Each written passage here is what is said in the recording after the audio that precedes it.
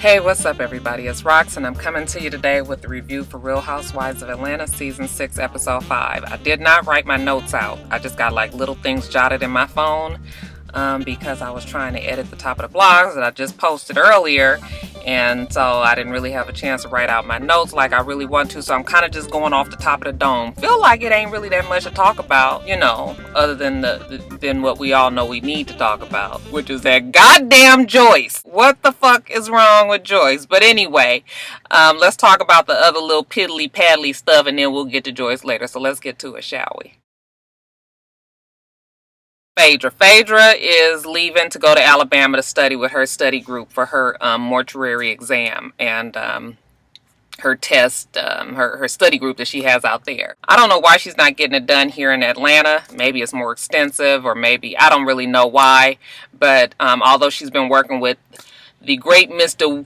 Mushmouth himself, Willie Watkins, who's actually related to somebody that I work with, I just found out. But anyway, she's been working with him here in Atlanta. She still is not certified and licensed, I guess, to operate a mortuary on her own. So she goes to Alabama, and this is a welcome break from that stupid ass Apollo and all of his foolishness from last week. She has not forgotten, just like we haven't forgotten all the shit that he said and did. I guess Apollo still thinks that everything is okay. I guess he thought that we was, Phaedra was going to be okay with the fact that, he lied. So he tries to give her a kiss goodbye. She ain't having it. She was like, excuse me, motherfucker, I'm still mad at you. She's gone to Alabama. Apollo goes to talk to Mr. Peter Thomas. And it was funny that he did go talk to him because I immediately thought about when them two did not like each other, when them two was rubbing each other the wrong way. Y'all remember at Kim's, what was it, her baby shower, when they got the toe to toe and nose to nose, and I was just like, we fixing to get him up. That was when we didn't like Peter. Okay, that's when Peter was tripping, and Peter's come around full circle, and we like Peter. We kind of liked Apollo until this shit happened last season, but anyway, he goes to talk to Peter.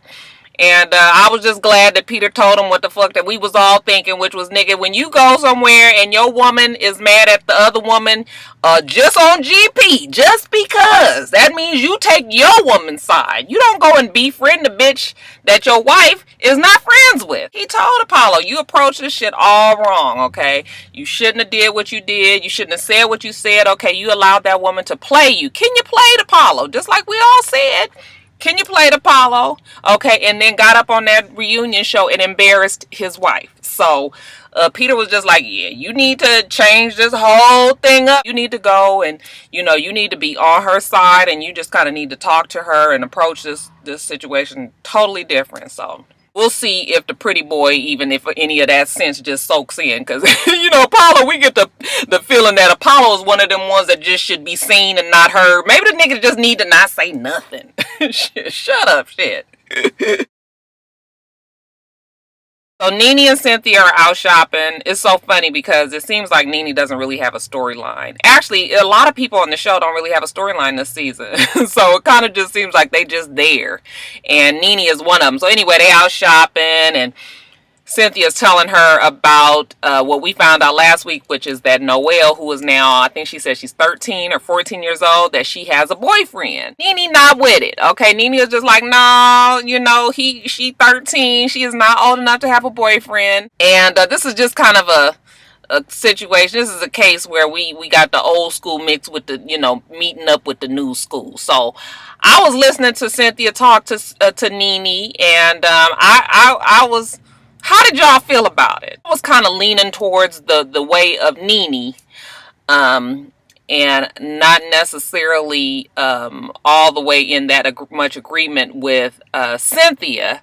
It's just so hard, you guys. I have teenage kids, and you want to try to, you be trying to keep the channels open with your children so that they can come to you and tell you things, but then you don't want to be where they start to think of you as a friend and not respect you as their parent. And, you always trying to find this delicate balance of making sure that your children are well adjusted and, not giving them too much, not taking too much away from them. It's just hard. At least it is for me. So I kind of understand where both Nene and Cynthia are coming from. But in my opinion, Okay, 13 is really too young to have a boyfriend. Now, I'm not saying that my daughter, she's 12, she probably sneaks and have a boyfriend, but the boy ain't coming to the house. Okay, the little boy, she see him at school, and she when she's home, she talk to him on the phone or whatever, but as far as coming to the house and hanging out and things like that, no, I'm not really with that. I'm not really with that at 13.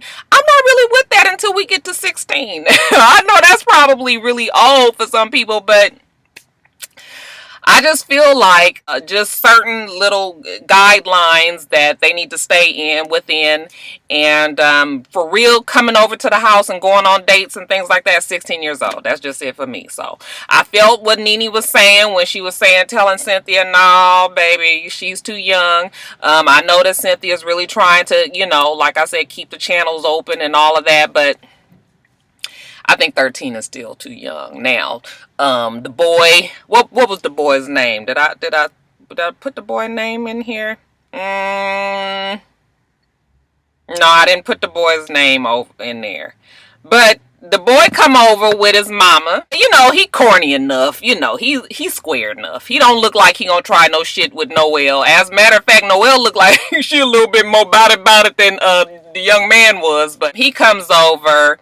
And although you got to watch them ones that you think is real sweet, okay, them the slick ones, them the sneaky ones. But anyway, he comes over, the mom comes over, the mom seems nice enough. Cynthia and the mom seem to be on the same page, so maybe this is the way that they want to do it. That's fine too, okay, as long as I guess they chaperoning and watching, they just letting their kids, be in this relationship or whatever. But I don't know. You guys tell me what y'all think about it, because I'll be damned if Jada have some nigga come over to the house today. Like, I'm thinking, like, at this age, 12, even 13, even 14, I don't think I would be okay with it. I might start to come around at 15 and 16. Maybe she can then go out with him, maybe to the movies or to the mall and stuff like that. Although, honey, I know what happened at the mall.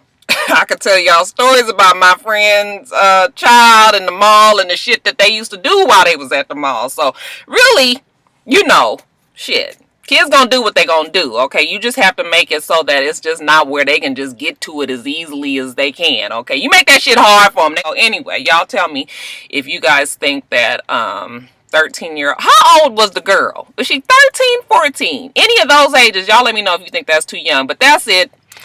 For Cynthia. Who else we got to talk about? Oh, okay. Kenya's another one that I think don't have a real storyline on the show. I mean, the only reason why she's on the show, obviously, is because of the shit that went down with Apollo. And I think that they thought that we was going to feel a different way about Kenya this season than we do. I'm just kind of tired of her. She's just sort of there, but all we keep hearing about is the fact that she got to defend herself against whether or not she was holding it up with Apollo, okay? And we already have our opinions on that. Nothing that she can say or do on this show is going to let us know. Okay, I need the receipts. I need to see the receipts. Anyway, she gets her plays. She's real excited about it. She tells us that it's only 15 minutes away from Buckhead. Well, I am here to tell you that everything is 15 minutes away from Buckhead. Fuck, Buckhead is in the middle of Atlanta. Okay, everything else is on the outskirts. Okay, shit, she can live over by me. She's happy. If she's happy, I'm happy. But it's still no story. It's still no story there with Kenya. She calls Nene to tell Nene thank you for whatever that Nene, tried to do for her, but this place just fell in her lap. So I don't know, you guys. I want to see what else is going to come about with this whole Kenya storyline, because as of now, her and Nene, it ain't shit there. Now, Portia, you guys, y'all, she's staying with the mama, okay? Because the mama been taking care of her and treating her like a princess, because she a little baby and she had to be with her mama all the time. Portia is moving, or might be moving, okay? Her sister, Lauren, has got into her head and let her know that, it's time for you to get off the nipple and, get out on your own. You're a divorced woman, or you're about to be a divorced woman. This is where you can get your own space and kind of start over as a single woman and, get your life back on track. Portia ain't really sure about it, but she's just like, okay, I will go at least and look at the apartment and see what they talking about, but I can't promise nothing. So they go to the apartment. It looks like it's somewhere in Buckhead or Piedmont area, you know, very affluent area of Atlanta. It's a nice enough place. It's $4,500 a month, which is really a house. No, she could get a very nice home here for that amount. But, you know, I understand that they own a TV show and they got to keep up appearances and all this, that, and the other. So I guess this is what we doing now. $4,500 for apartments. Okay. She's going through the place and she's just like, oh, this place is too small. Oh, look at this closet. My mama's closet is bigger than this one. Because your mama's in a fucking house. Okay, bitch, go get a house. The mother doesn't want her to go. Okay, because that's her baby, and I don't know if the mom is with anybody or not, but maybe Portia might be company for the mother, and, you know, the mom wants her to be there. However, her sister is still telling her again, you know, you need to be on your own, and, you know, this is a good place for it to be. Well, how about, did anybody else mouth open when Portia said, no, you know, I think that I'm going to go back to my mama's house because I need to be taken care of a little bit. I need to be nurtured a little bit more. I was like, what? What grown person, what grown woman actually comes out their mouth and say it? Now, we might be thinking it like, shit, I'm staying at my mama's house as long as I can. Shit, she be cooking food and she wash my damn clothes. And, you know, you might think that in your fucking mind, but who actually physically says verbally, I need to be taken care of a little bit more. I need to be nurtured some more. I'm a fucking 30-something-year-old girl. It's fucking grown, y'all. I was just like, oh my God. I'm telling y'all, that Portia, the more that we see her in another element, the more we kind of understand why Cordell was like, fuck this shit. Well, when I tell you this rained and knocked every single curl out of my hair. Anyway, you guys, we had to save Kandi for last because this thing with Joyce. Okay, first of all, let's just talk about Kandi. Kandi and her friend Carmen, who we are going to hear a little bit more about Carmen as the season goes on, evidently. But this is our first time really actually hearing Carmen talk. Carmen is Kandi's best friend. She is, I believe, her personal assistant. She works for Kandi. They have been, you know, ride or die best friends since they were younger. Carmen is over at the house and Kandi is telling Carmen how Todd is on his way back from out of town doing some whatever work that Todd is doing. And, you know, she can't wait to see him. And, you know, he's just been gone. So she's trying to get the house together for him. And Carmen was just like, oh, okay, well, how's everything going with your mom and, you know, the wedding plans and everything? You know, Kandi was like, my mom still hasn't come around with Todd yet. Carmen's just like, wow, she hasn't come around yet. And she was just like, no, I really don't think that she is coming around. As a matter of fact, she even thinks that there's something going on with you and Todd. Carmen was just like, what? Okay, she had that look on her face like, bitch, don't nobody want that fucking Todd but you. Okay, but she was just like, come on, Kandi. Now, you know, we've been friends for a long time. I would never do anything like that. You know, Kandi is just laughing with Carmen and just kind of telling her her mom is tripping, but, you know, she's looking forward to Todd to getting back home and this, that, and the other. And Carmen was just like, look, you know, you better get that shit together. Like, you need to get your mama together quick, okay? And Kandi was just like, you wouldn't do that to your mother. And she was like, I will tell her right off the cuff. I'd be like, mama, okay, either you get with my new man or you ain't gonna be around that much, okay? And I don't see why that's so difficult to say. I mean, I guess certain people cannot say certain things to their parents. But in this case, sometimes you got to put your foot down. So Todd gets back from wherever he is, okay? Kandi is all happy to see him. She got the chef there. He's made lunch for them. And, you know, they sit down to a beautiful table of a whole bunch of food. And I'm hungry right now. So just the thought of that steak slice, that damn beef slice, or whatever the fuck it was, I was just like, oh, that looks so good. But anyway, getting off subject here. Kandi starts to tell him about the conversation that she had with her mother and how, you know, her mom just was saying that he was an opportunist and that he was trying to be with Kandi for her money. And then she even brought up the conversation about the ring, which really kind of made me I was just like, oh, why are you telling him that? Okay, I mean, I know he was going to see it on the show, but I mean, I was hurt for him that he had to hear Candy's saying it, and not only was she telling him that the mom talked about the ring, but she was kind of giggling and laughing about the shit. And I was just like, what is it? I mean, Candy might be one of them ones that like giggle and laugh when she's nervous. You know, a nervous laugher. She's telling him the shit, and she's like, you know, my mama said this ring was bullshit. Oh, did you want some dressing with that? I was just like, Todd is getting more and more annoyed, but he's trying to control himself on camera. Then he finally says, you know, you keep laughing about this, and this shit is not no laughing matter, okay? This is, if I had a lot of money, so if I were to hit the lotto and I became a millionaire tomorrow, then I would be good enough for you. So Todd is just like, you know what? Why don't you call your mama? We need to have a talk. This has gone far enough, and we need to sit down and have a discussion. Call her right now. So Candy calls the mama. It's so funny because she calls her from Todd's phone, and I guess the mom must have his number in her phone, because when she answers the phone, she just like, hello. Candy says, hi mom, it's me. And then she goes, oh, hi baby. Candy is just like, mom, I want you to come over on Tuesday so we can sit down and talk, me, you, and Todd, blah blah blah blah. Okay, so the mom is just like, okay, fine. The mama get over there, y'all, and look, I'm trying to listen. Y'all know how I feel about mamas. Okay, I don't want nobody calling my mama a bitch, a stupid ass, or a motherfucker, anything. Okay, and even I don't care how wrong my mama was, I would never want somebody to talk about my mom like that. So I'm not gonna do it with Joyce, but y'all gonna have to really help me out here, because Joyce get over there. Y'all know what's wrong with Joyce, but Joyce was tripping.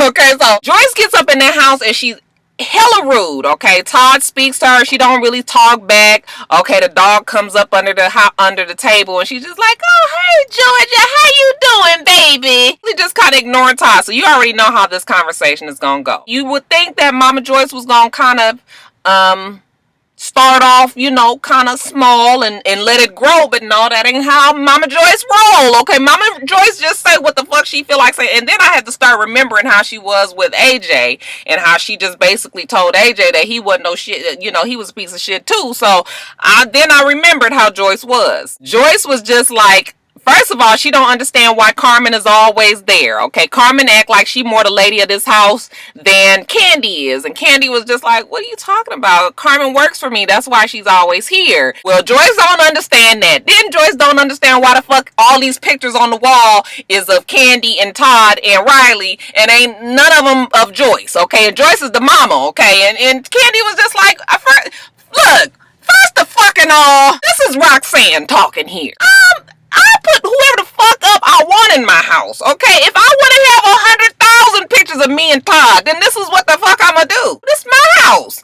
You put up whatever pictures you want to put up in your house, but look, I understand. I have respect for my mama. I got a picture up of my mama, okay? She's up in the house, but as far as having a shrine to my mama, what the fuck? I got my own damn man. I got my own damn family, and they all up on the wall. See, the problem here is Joyce don't understand that the changing of the crossing of the guards, the colors, have all that shit has happened. Whatever the saying is, it's a new season. Okay, your daughter is not single no more. She has a man. That means that now she does shit with her new family. Okay, and that means, unfortunately, that the mama needs to move on out the way, okay? And then she starts talking about the ring, and she was just like, well, Candy picked out this ring. I feel like she picked out this ring because she know how you are. You are cheap, and she kind of cheap down for you. Oh my God. Are you serious, Joyce? First of all, if Candy does know that what his pocketbook is, I'm still sure that she picked out a ring that she loved, okay? She wasn't trying to put him way out of his way, but I'm sure that they got what they wanted. And even if they did, what the fuck? Why are you in these people's business? Candy was just sitting there watching, and I was just like, Candy, if you don't say something, there's always a way to put anybody in place without going off, okay? And if you felt like you didn't want to disrespect your mama, you still needed to say something to her, to the lady. So then they start to talking about the prenup, and you know, Joyce wants to know what Todd thinks that he should do with what's fair in the prenup. And you know, Todd is like, you know what, as a matter of fact, I don't really know what would be fair in the prenup. None of that shit is even any of Joyce's business. Why are you discussing your daughter's money? Okay, let Candy and Todd handle that. Okay, you just sit over there and be in the new house and fix the shit up and let that be that. But She talking about the prenup. And she told Todd that he got to prove it to her that he is worth being with Candy. What did she say? Ain't no river wide enough. Ain't no mountain high enough to keep me off your ass, baby. I got people watching. People is watching you. And I was just like, damn, that Joyce is really...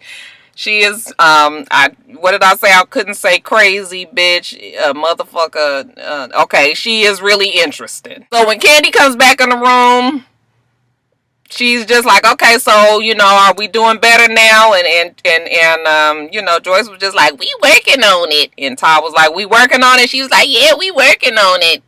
Okay, whatever the fuck she had to say. But I was just like, oh, no. You know what? Joyce is going to run off Todd. Okay, I think that Todd, the good thing about this being on TV is that we all see how Joyce is. So he knows that most of the majority of the world is on his side. And that probably will give him the strength to stick it out with Candy. But if this shit was just behind closed doors and this was just Candy, Todd, and Joyce would run off Todd, okay? Because Candy don't seem like she's strong enough to face up to her mother, to put her mother in her place. She let that woman talk to him any old kind of way and ain't never said shit, just kind of giggling or just kind of looking dumbfounded and not knowing what to say. Yeah, it's a time.